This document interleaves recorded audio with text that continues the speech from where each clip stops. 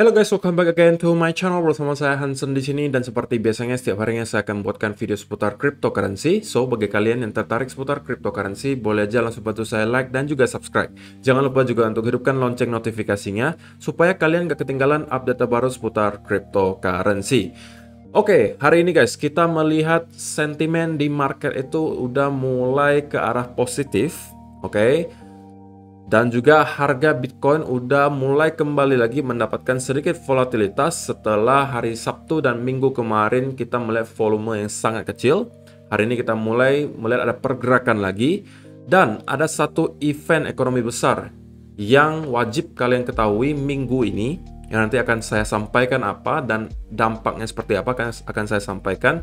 So, stay tune terus sampai akhir video, dan sekarang kita mulai dari CoinMarketCap terlebih dahulu.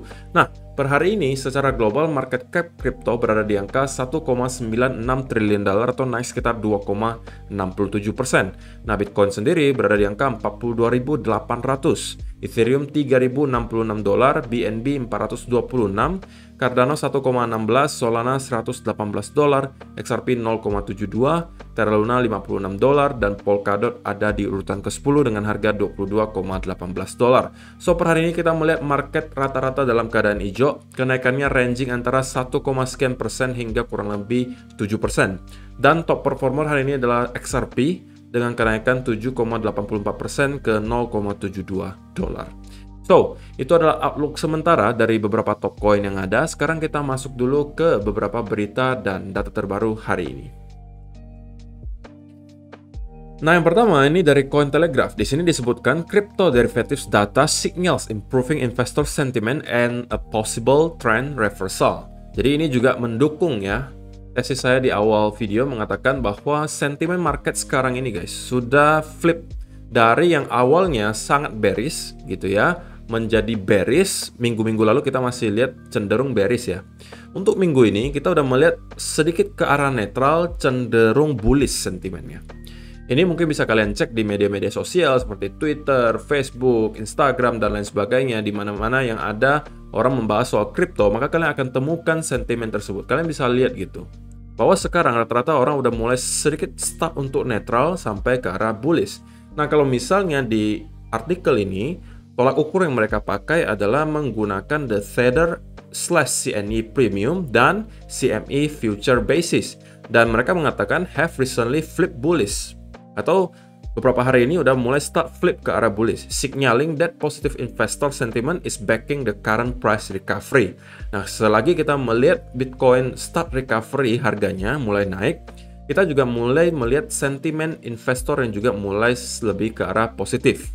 Jadi tentunya ini adalah berita baik. Oke. Dan yang perlu saya pesan minggu ini ke kalian adalah bahwa di minggu ini, spesifiknya hari Kamis nanti, itu akan ada data ekonomi yang sangat amat penting yang akan dikeluarkan oleh Amerika Serikat yang wajib kita pantau sebagai investor maupun trader kripto, yaitu adalah data CPI, atau simpelnya adalah data inflasi di Amerika Serikat. Nah, kalau misalnya diperhatikan, ini nanti akan dikeluarkan jam 8.30 malam, ini waktu Indonesia Barat ya guys, waktu Indonesia Barat jam 8.30 malam hari Kamis tanggal 10 Februari. Nah, asumsi saya apabila nanti angka CPI-nya keluarnya itu lebih baik daripada ekspektasi pasar, alias mungkin angka inflasinya penambahannya di bawah ekspektasi pasar, maka saya expect kita akan mendapatkan pelanjutan rally di Bitcoin. Nah, sebaliknya, apabila angka CPI-nya nanti keluar, penambahannya itu lebih parah atau lebih buruk daripada ekspektasi pasar, maka yang terjadi adalah sebaliknya, di mana kita bisa expect kemungkinan Bitcoin akan kembali terjadi sell off. Oke? Nah, dengan adanya beberapa asumsi ini, maka ini mungkin bisa menambah informasi kalian dan bisa membuat kalian untuk merencanakan gitu ya. Misalnya kalian trader, kalian harus tahu gitu bahwa nanti hari Kamis jam 8.30 malam akan ada data CPI yang keluar. Oke. Jadi kalau seperti itu, saran saya kalian harus menerapkan risk management yang baik karena menurut saya akan ada volatilitas yang terjadi. Oke, kalau kalian merupakan trader. Nah, kalau kalian merupakan investor, tentunya kalian juga harus melakukan planning gitu. Kalau yang terjadi nanti A, saya harus ngapain kira-kira, kalau yang nanti terjadi B, saya kira-kira juga harus ngapain. Oke, supaya kalian siap dengan segala senarionya, guys. Nah, kalau asumsi saya seperti yang tadi saya katakan, kalau misalnya angkanya keluarnya lebih baik daripada ekspektasi pasar, bisa jadi kita akan mendapati kembali rally ke atas. Tetapi kalau misalnya lebih buruk daripada ekspektasi pasar, maka bisa jadi kita akan mendapatkan sell off lanjutan di Bitcoin. Oke, so ini adalah berita dan data ekonomi besar yang wajib kalian pantau minggu ini. Oke.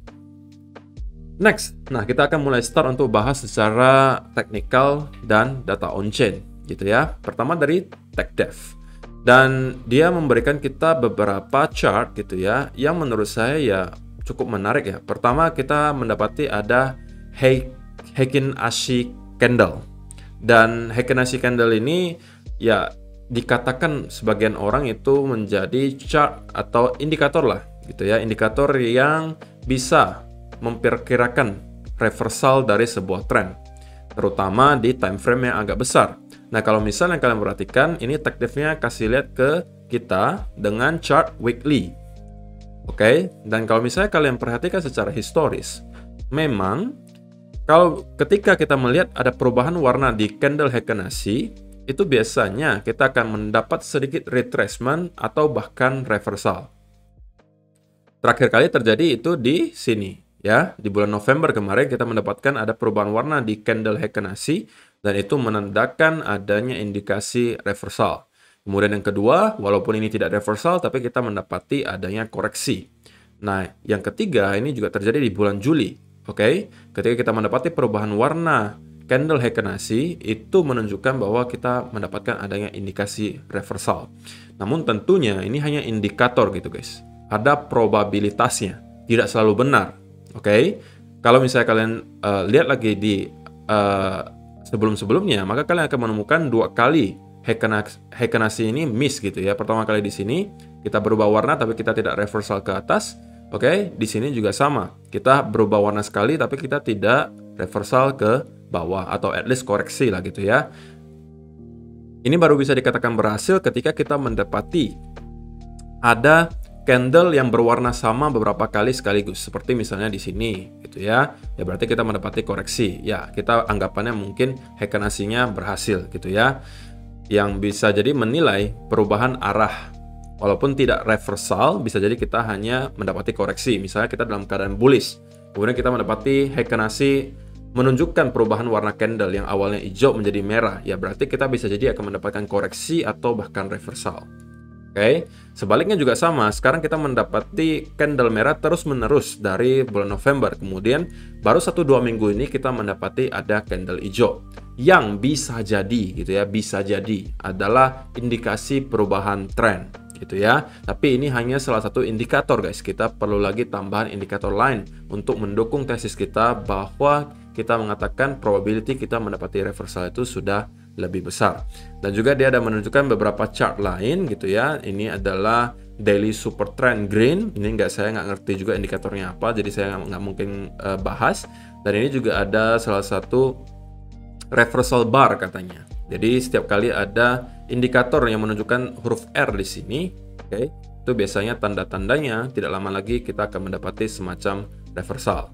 Nah, kalau untuk kalian perhatikan di sini, tentunya ini 2 kali berhasil, di mana kita mendapati ada indikator R di sini, kemudian kita reversal. Di sini juga sama, tapi yang tidak berhasil tentunya adalah di sini. Jadi sekali lagi guys, namanya indikator itu hanya untuk membantu kita menambah informasi kita gitu. Oh, bahwa kita ada mendapati indikasi A, B, C, D. Tapi tentunya kita perlu lagi mendapat konfirmasi lain dari teknik-teknik lainnya. Semakin banyak alasan yang bisa mendukung tesis kita, tentunya probability-nya akan semakin baik gitu ya. Kemudian ini dari Matthew Hyland. Dia mengatakan Bitcoin daily RSI breakout since mid-2020 have yielded powerful result. We are currently experiencing one. Jadi sekali lagi ini adalah soal RSI gitu guys. Dimana kalau misalnya kalian perhatikan ditarik garis ya dari bukan ditarik garis, tapi kalau kita zoom out gitu ya dari tahun 2017 hingga sekarang, 2020 sorry, sampai sekarang, maka kita akan menemukan bahwa kita sudah beberapa kali gitu mendapati pattern yang mirip di indikator RSI, di mana kita mendapati ada semacam trend line yang tercipta di RSI. Kemudian kita breakout dari trend line tersebut, kemudian retest, maka biasanya itu adalah tandanya bahwa kita akan mendapati pembalikan arah atau reversal. Seperti yang terjadi di sini pertama kali, oke, kita mendapati ada downtrend line, kemudian kita breakout, kemudian retest, dan kita mendapati rally ke atas. Di sini juga sama, kemudian di sini juga sama, kita mendapati trend line yang cukup panjang sebelum akhirnya kita breakout, dan kita mendapati reversal. Di sini juga sama, dan kali ini kita juga sepertinya mendapati hal yang kurang lebih sama gitu ya. Ya, mudah-mudahan dengan adanya beberapa indikasi ini bisa membawa Bitcoin untuk at least lah gitu ya, nyampe ke Fibonacci retracement 0,382, sehingga untuk orang-orang yang masih sangkut misalnya, atau yang merasa exposure-nya masih terlalu besar di kripto sehingga mental mereka sering terganggu gitu ya, ketika melihat Bitcoin itu down 10%, 5%, itu adalah saat-saat bagi mereka gitu untuk start mengurangi portofolionya agar ya dia bisa tetap stay in the game gitu. Sekali lagi guys, ingat quote-nya kemarin, time in the market itu lebih penting daripada timing the market. Itu perlu kalian ingat, walaupun itu simple tapi itu sangat amat penting gitu ya. Kemudian ini dari On-Chain College. Dia mengatakan Bitcoin long-term holder supply has increases 11.2% in the last year. 76.4% of circulating supply is held by long-term holders, yang berarti 6 bulan ke atas. Jadi sekarang ini guys, dari total semua circulating supply yang ada Bitcoin, 76%-nya oke, itu udah dipegang oleh para pemegang jangka panjang. 76% guys. Jadi yang sekarang ditradingkan atau dijual belikan di exchange itu hanya sisa kurang lebih 24% lagi, atau 23,6 lah. 23,6% lagi yang tersisa di exchange, sisanya itu udah dipegang sama long term holder. Oke, ini belum hitung short term holder ya guys, ini baru hitung long term holder. Dan baru bisa dikategorikan long term holder itu ketika dia udah hold Bitcoinnya lebih dari 6 bulan. Oke, jadi menurut si On-Chain College, kesimpulannya adalah Bitcoiners who joined the movement last year are holding for the long haul. Artinya orang-orang yang baru masuk tahun lalu, yang masih newbie baru masuk, itu menariknya tetap hold Bitcoinnya dan tidak menjual.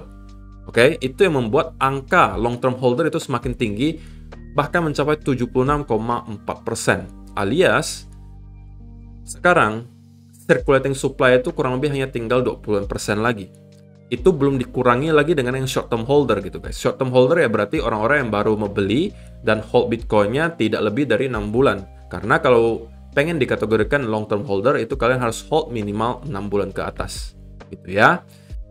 Dan ini yang terakhir gitu ya. Ini sekarang saya pengen main tebak-tebakan dengan kalian gitu guys. Nah, karena kenapa? Karena topik ini sangatlah kontroversial gitu guys. Karena setiap orang mungkin mempunyai pandangan yang berbeda terhadap hal ini. Ini adalah psikologi of a market cycle. Nah, saya pengen tahu gitu guys. Menurut kalian, sekarang kita ada di fase mana? Kalian komentar di kolom komentar di bawah. Supaya kita bisa tahu gitu, sentimen market sekarang itu seperti apa sih? Saya pengen tahu nih pendapat kalian sekarang kita ada di fase mana? Apakah kita tidak mungkin di fase euforia kan? Ini udah nggak mungkin gitu kan? Thrill udah nggak mungkin juga. Oke, jadi yang kemungkinan hanya sisanya nih, complacency, anxiety, denial, panic, capitulation, anger, depression, atau disbelief, atau mungkin hope. Menurut kalian yang mana guys? Oke, kalau saya pribadi, menurut saya gitu ya, kita bisa jadi antara berada di area capitulation, oke, atau disbelief gitu. Tapi ini asumsi pribadi saya guys ya. Antara capitulation atau disbelief. Oke, dan nanti price action akan menunjukkan gitu, kira-kira yang mana yang benar. Tapi saya pengen tahu aja gitu, pendapat kalian kira-kira kita sekarang di fase mana dari segi psikologi of market cycle. Oke, saya pengen tahu komentar kalian di kolom komentar di bawah. So, itu adalah beberapa berita dan data terbaru hari ini yang pengen saya sampaikan untuk kalian. Sekarang kita masuk dulu ke chartnya Bitcoin. Dan kita akan mulai dulu dari daily chart. Oke, so per hari ini tentunya kita kembali melihat adanya movement ke atas setelah kemarin kita mendapati 2 hari itu volume sangat kecil, terutama di hari Sabtu ya, Sabtu malam sampai Minggu pagi itu volumenya hampir tidak ada. Kemudian kita udah mulai naik lagi volumenya karena perlu kalian ingat seperti yang saya sampaikan, kita akan close weekly candle, dan closing weekly candle itu kalau kalian perhatikan itu di angka 42.400. So ini adalah berita yang cukup baik gitu ya untuk kita, dimana kita melihat weekly candle sekarang udah mampu close lagi di atas area major support 40.000. Dan kalau misalnya kita zoom in ke 1 hour chart atau 4 hour chart gitu ya, maka kita akan menemukan bahwa sekarang kita lagi berjuang gitu untuk break dari area 43.000 sebagai area next major resistance gitu ya. Dan kalau misalnya gitu ya, kita lihat memang di 1 hour chart dan 50 minute chart kita bisa melihat kita sepertinya sedikit kesulitan sekarang gitu guys. Tidak lagi se-impulsif kemarin di sini. Oke, kita sekarang sedikit struggling untuk break dari area ini. Oke, so saya tidak akan heran gitu apabila kita akan mendapati semacam sideways movement terlebih dahulu di sekitaran sini sebelum kita mendapati rally berikutnya ke atas. Justru dengan adanya hal itu, menurut saya itu akan jauh lebih baik gitu ya, karena semakin lama kita terkonsolidasi, biasanya ketika kita mendapati impulsive move berikutnya, itu akan lebih sustainable gitu guys. Seperti yang terjadi di sini. Kalau kalian lihat di sini, kita itu sideways sampai dari tanggal 5 Januari kurang lebih sampai 20 Januari. Jadi kurang lebih 3 minggu kita sideways sebelum pada akhirnya kita memutuskan untuk breakdown. Dan biasanya kalau seperti ini yang terjadi, di mana kita udah sideways cukup panjang, oke, ketika kita breakout ke salah satu arah, maka kita akan mendapati pelanjutan ke arah tersebut dan bisa sustainable, alias bisa bertahan terus-menerus gitu. Oke. Dan kalau misalnya hal itu yang terjadi juga sekarang, di mana kita mendapatkan konsolidasi di sekitaran area sini sebelum kita breakout ke atas, menurut saya itu adalah skenario yang cukup ideal gitu ya. Tentunya yang kita tidak pengen lihat sekarang adalah titik invalidasinya ya guys ya. Ini titik invalidasinya sekali lagi masih akan tetap berada di bawah angka 40.000. Kita nggak pengen dia ngelihat Bitcoin kembali breakdown di bawah angka 40.000, karena itu adalah berarti kita tidak mampu lagi maintain area 40.000 sebagai area support kita. Oke. Dan kalau misalnya gitu itu yang terjadi, maka kita akan mendapati retest sepertinya di area trendline di sini. Kalau misalnya kita tidak mampu hold 40.000, kemungkinan kita akan retest di sini, dan tentunya kita pengen ini hold. Kalau misalnya ini tidak hold, tentunya ini bukan berita baik dan bisa jadi kita akan kembali mendapatkan sell off lanjutan dan bisa jadi revisit ke area low lagi di sini. Dan menurut saya kita akan mendapati keputusan gitu ya, bahwa kita akan break dari 43.000 ataukah akan kembali down itu nanti di hari Kamis guys. Oke, sekali lagi hari Kamis itu nanti ada data CPI yang keluar atau data inflasi simpelnya di US, dan menurut saya itu akan membentuk sentimen market seperti apa gitu. Itu yang akan membentuk sentimen market. Oke, dan tergantung nanti interpretasi dari investor seperti apa, kita akan ngelihat dari price actionnya. Oke, sekali lagi kalau menurut saya, kalau misalnya CPI-nya keluarnya di bawah atau lebih baik daripada ekspektasi pasar, maka saya bisa lihat Bitcoin kembali rally. Tapi kalau misalnya kita mendapati Bitcoin CPI-nya angka yang lebih tinggi daripada yang diharapkan pasar, maka kita bisa jadi mendapat sell off di Bitcoin. So untuk short term tentunya kalau misalnya nih untuk kalian-kalian yang belum sempat masuk di sinilah gitu ya, atau di sini kalian belum sempat masuk di sini, jadi kan kalian udah dikasih 2 kesempatan nih guys. Oke, pertama di sini, kedua juga di sini gitu ya. Kalau kalian juga belum sempat masuk, tentunya sekarang menurut saya bukan saat yang ideal untuk kalian masuk, apalagi kalian kalau merupakan trader. Kalau kalian investor, kalian dollar cost averaging ya terserah gitu ya, mau harga dimanapun oke-oke aja, karena kalian punya plan dollar cost averaging. Tapi kalau misalnya kalian short term trader, menurut saya saat sekarang ini bukan saat yang terbaik untuk kalian bisa masuk gitu ya. Menurut saya saat lebih baiknya kalau misalnya kalian memang ketinggalan kedua movement di sini, kalian tidak sempat masuk di sini atau tidak sempat masuk di sini, maka kalian mungkin bisa menunggu 1 atau 2 senario ini terjadi gitu ya. Tadi senario beresnya kan udah kita sampaikan gitu ya. Kalau kita tidak mampu bertahan di 40.000, ini menurut saya kita sedikit lebih ke arah bearish. Tapi kalau misalnya selama kita mampu bertahan di atas angka 40.000, saya masih dalam arah bullish biasnya. Dan salah satu dari dua senario ini bisa kalian manfaatkan jika terjadi kalau misalnya kalian short term trader. Nah, pertama kita mendapati adanya konsolidasi di sekitaran sini. Dan yang kalian cari adalah apa? Adalah pattern bullish gitu. Misalnya nanti ada ketemu falling wedge di sini. Oke. Kemudian kita breakout dari falling wedge tersebut. Atau misalnya ada bull flag misalnya. Kan? Breakout kalian juga boleh ikutan. Atau kalian bisa menunggu ketika Bitcoin sudah break lagi di atas angka 43 dan 44 di sini, baru kalian tunggu lagi pattern yang sejenis dengan ini, dimana kita mendapati konsolidasi. Ini sepertinya berbentuk rectangle gitu ya, sebelum ketika kita breakout. Nah, kalau udah seperti ini baru kalian ikutan join lagi. Nah, kenapa saya sarankan seperti itu? Karena kalau kalian masuk sekarang, maka kalian akan mendapati diri kalian berhadapan langsung dengan area resistance. Dan secara risk and reward tentunya itu tidak akan baik gitu ya. Kenapa? Karena kalau kalian masuk sekarang, saya pribadi kalau saya masuk sekarang, saya juga akan bingung gitu. Stop lossnya saya harus taruh di mana? Gitu ya. Kalau misalnya kalian katakan kalian taruh di sini, TP-nya harus di mana dong? Oke, sedangkan sekarang kalian udah berhadapan dengan area resistance. Biasanya orang-orang itu ya take profitnya di area resistance, oke, buy-nya di area support. Nah, kalau kalian buy sekarang, berarti kalian buy-nya di resistance gitu kan? Jadi kan kebalik gitu. Jadi menurut saya ini bukanlah saat terbaik kalau misalnya kalian merupakan short term trader. Tapi kalau kalian merupakan investor, ya sah-sah aja kalau misalnya kalian memang udah jatahnya dollar cost averaging gitu ya. So, itu aja sih untuk hari ini guys. Terima kasih yang sudah menonton sampai selesai. Semoga bermanfaat video hari ini. Kalau misalnya kalian suka dengan video hari ini, mohon bantuan like-nya. Terima kasih yang selama ini udah bantu like. Dan kalau misalnya kalian berkenan, mohon bantuan juga follow media sosial saya. Ada Instagram, ada TikTok, ada juga grup Telegram yang kalian bisa join secara gratis. Dan kita akan bertemu lagi di video yang berikutnya. Bye-bye.